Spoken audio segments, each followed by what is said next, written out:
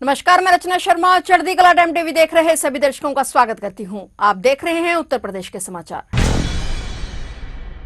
प्रधानमंत्री नरेंद्र मोदी ने आज दिल्ली गाजियाबाद मेरठ नमो भारत कॉरिडोर के बाकी हिस्से और मेरठ मेट्रो का उद्घाटन कर दिया है। इसके साथ ही 82.15 किलोमीटर लंबा पूरा हाई स्पीड कॉरिडोर जनता के लिए चालू हो गया है। पीएम मोदी के हाथों उद्घाटन करने के बाद 7 साल का लंबा इंतजार आज रविवार को समाप्त हो गया है। इसके साथ ही मेरठ की रफ्तार को भी एक नया ट्रैक मिल गया है। इसके अतिरिक्त भी प्रधानमंत्री ने मेरठ को विकास की कई अन्य विकास परियोजनाओं की सौगात दी है और मेरठ मेट्रो और नमो भारत ट्रेन के उद्घाटन कार्यक्रम के लिए सभी स्टेशनों को भव्य रूप से सजाया गया। करीब 82.15 किलोमीटर लंबाई वाली नमो भारत और मेरठ मेट्रो परियोजना लगभग 30,274 करोड़ रुपए से तैयार हुई है। इससे मेरठ के अलावा आसपास के जिलों के लोगों को लाभ मिलेगा। मेरठ से दिल्ली पहुंचाना आसान हो जाएगा और शताब्दी नगर स्टेशन से नमो भारत और मेरठ मेट्रो ट्रेन को हरी झंडी दिखाकर रवाना करने के बाद प्रधानमंत्री ने विभिन्न विकास परियोजनाओं का शिलान्यास और लोकार्पण किया और जनसभा को संबोधित किया।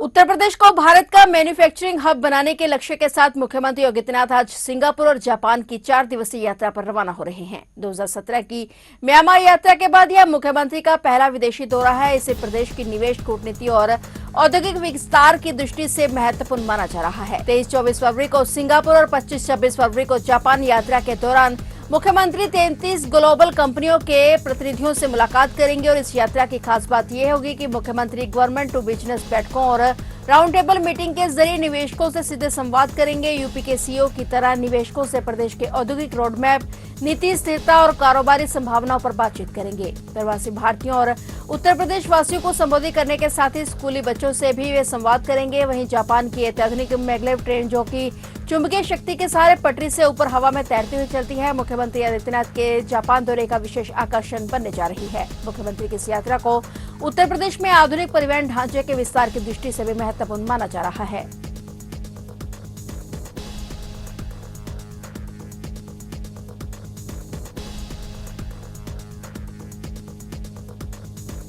समाजवादी पार्टी ने अपने बागी विधायकों की वापसी का फार्मूला तय कर दिया है। जिस रास्ते पार्टी से बाहर गए थे उसी रास्ते से होकर अंदर आ सकते हैं। यानी पिछले राज्यसभा चुनाव में भाजपा प्रत्याशी के पक्ष में उन्होंने कांग्रेस वोटिंग की थी और इसी साल होने वाले राज्यसभा चुनाव में वोट देकर वे पार्टी में पुनः प्रवेश कर सकते हैं। सपा के कई बागी विधायक इन दिनों सत्ताधारी दल में अपेक्षित महत्व न मिलने से असहज चल रहे हैं। उनमें से 1-2 विधायक सपा नेतृत्व के संपर्क में भी आए हैं और राजनीतिक सूत्र बताते हैं कि सपा अध्यक्ष अखिलेश यादव ने इन बागी विधायकों को लेकर स्थिति स्पष्ट कर दी है। सपा सूत्र बताते हैं कि संपर्क करने वाले बागी विधायकों को लेकर पार्टी का रुख नकारात्मक नहीं है, लेकिन उनसे कह दिया गया है कि शामिल होने के बाद पार्टी के प्रति अपना समर्पण साबित करना होगा। और राज्यसभा की यूपी कोटे की 10 सीटें इस साल 25 नवंबर को रिक्त हो रही हैं, यानी उससे पहले इन सीटों के लिए चुनाव करवाए जाएंगे। अगर पार्टी में वापसी आने के इच्छुक बागी विधायक इस चुनाव में सपा के राज्यसभा प्रत्याशियों के पक्ष में वोट करेंगे तो उन्हें वापस ले लिया जाएगा और कोई माफीनामा भी उनसे नहीं लिखाया जाएगा।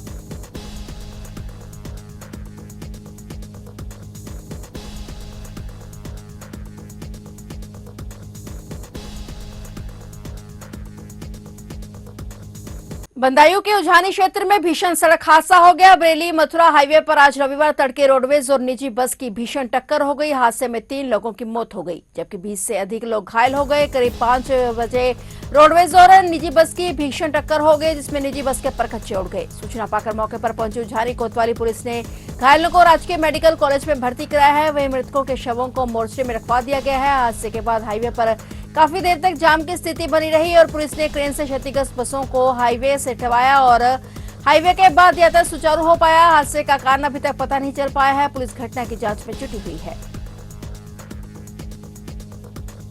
बीएचयू के बिरला हॉस्टल के बाहर बीए तीसरे वर्ष के छात्र रोशन मिश्रा पर बाइक सवार 3 युवकों ने 4 राउंड फायरिंग की। इस घटना से हॉस्टल के छात्र और कैंपस वासी सहम गए। पुलिस ने इस मामले में नामजद 3 लोगों पर हत्या के प्रयास की प्राथमिकी दर्ज की है। छात्रों ने मौके से 4 खोखे बरामद कर पुलिस को सौंपे और फायरिंग के बाद बड़ी संख्या में छात्र सड़क जाम कर धरने पर बैठ गए। इस दौरान पुलिस और प्रोक्टोरियल बोर्ड के साथ धक्का मुक्की भी हुई। छात्रों के उग्र प्रदर्शन को देखते हुए काशी जोन के सभी थानों की फोर्स बुलाई गई। एडीसीपी काशी जोन समेत पुलिस अधिकारी छात्रों को समझाते रहे। बवाल के कारण हॉस्टल की बिजली काट दी गई और पीड़ित छात्र रोशन मिश्रा ने थाने में 5 नामजद के खिलाफ तहरीर दी है। रोशन ने बताया कि यह वारदात पहले से सस्पेंड छात्र क्षितिज उपाध्याय और अभिषेक उपाध्याय के इशारे पर हुई। बीएसयू कैंपस पुलिस छावनी में तब्दील हो गया है। एडीसीपी काशी वैभव वांगर ने बताया कि सीसीटीवी फुटेज खंगाली जा रही है और 10 थानों की फोर्स तैनात है।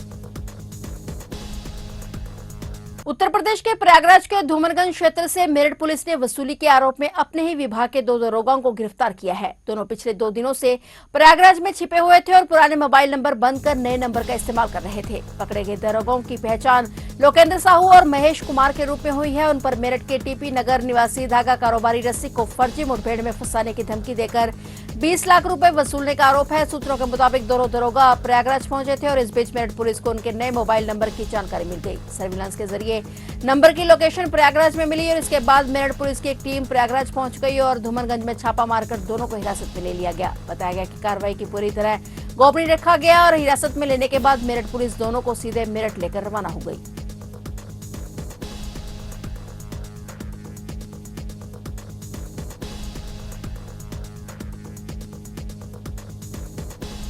उत्तर प्रदेश के कासगंज जिले के अमापुर क्षेत्र से एक दिल दहला देने वाली खबर सामने आई है, जहां एक बंद घर के अंदर एक ही परिवार के 5 लोगों के शव मिलने से पूरे इलाके में सनसनी फैल गई। पिछले 3 दिनों से घर में कोई हलचल न होने के कारण पड़ोसियों को अनहोनी की आशंका हुई, जिसके बाद पुलिस ने मौके पर पहुंचकर मामले का खुलासा किया। मिली जानकारी के मुताबिक अमापुर में 50 वर्षीय श्यामवीर सिंह का घर पिछले 3 दिनों से बंद था और शनिवार को जब घर से कोई बाहर नहीं निकला तो न ही कोई आहट सुनाई दी तो पड़ोसियों ने पुलिस को सूचना दी। मौके पर पहुंची पुलिस ने जब दरवाजा तोड़ा तो अंदर का नजारा खौफनाक था। घर के अलग अलग हिस्सों में परिवार के सभी सदस्यों के शव पड़े हुए थे। शुरुआती जांच और स्थानीय चर्चाओं के अनुसार मामला सामूहिक आत्महत्या का लग रहा है। अंदेशा जताया जा रहा है कि आर्थिक तंगी या किसी बड़े तनाव के कारण श्यामवीर ने पहले अपनी पत्नी और बच्चों को जहरीला पदार्थ दिया और फिर खुद भी जीवन लीला समाप्त कर ली। हालांकि पुलिस ने अभी किसी भी थ्योरी की पुष्टि नहीं की है। पुलिस महानिरीक्षक और फोरेंसिक टीमें मौके पर मौजूद हैं। जांच एजेंसियां कर्ज, आपसी रंजिश और हत्या जैसे सभी संबंधित पहलुओं पर गहनता से पड़ताल कर रही हैं। स्थानीय पुलिस को ये सूचना प्राप्त हुई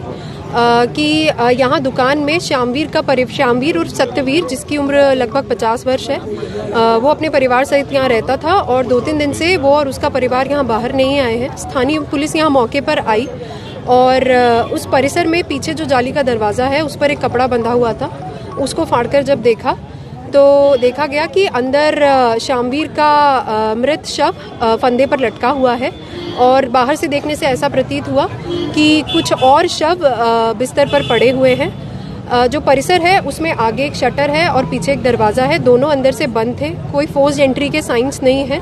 मौके पर 5 शव बरामद हुए हैं, जिसमें से कि एक श्यामवीर और सत्यवीर का है और बाकी 4 शव, एक उसकी पत्नी और बाकी 3 उसके बच्चों का है।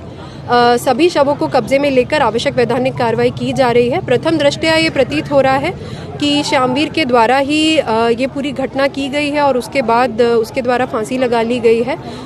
पर इसमें आगे भी और इन्वेस्टिगेशन सभी पहलुओं को संज्ञान में लेकर किया जा रहा है। सभी शवों को पंचायतनामा भरकर पोस्टमार्टम के लिए मोर्चरी भेजा जा चुका है और आवश्यक वैधानिक कार्रवाई स्थानीय पुलिस के द्वारा मौके पर की जा रही है। फॉरेंसिक टीम, डॉग स्क्वाड सभी मौके पर मौजूद है।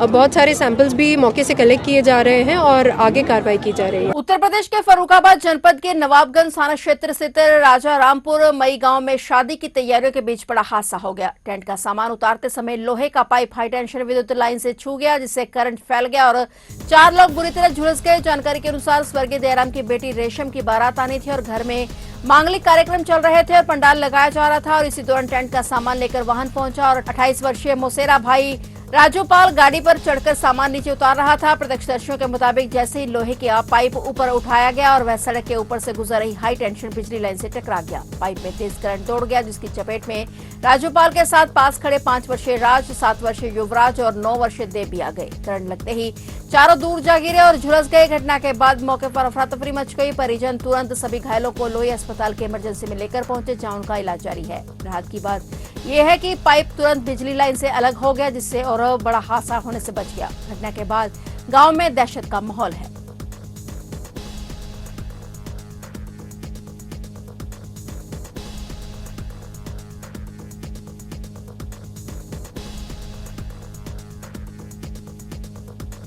तो आप देख रहे थे उत्तर प्रदेश के समाचार और नए समाचारों के साथ फिर से हाजिर होंगे। तब तक के लिए देखते रहिए चढ़ती कला टाइम टीवी।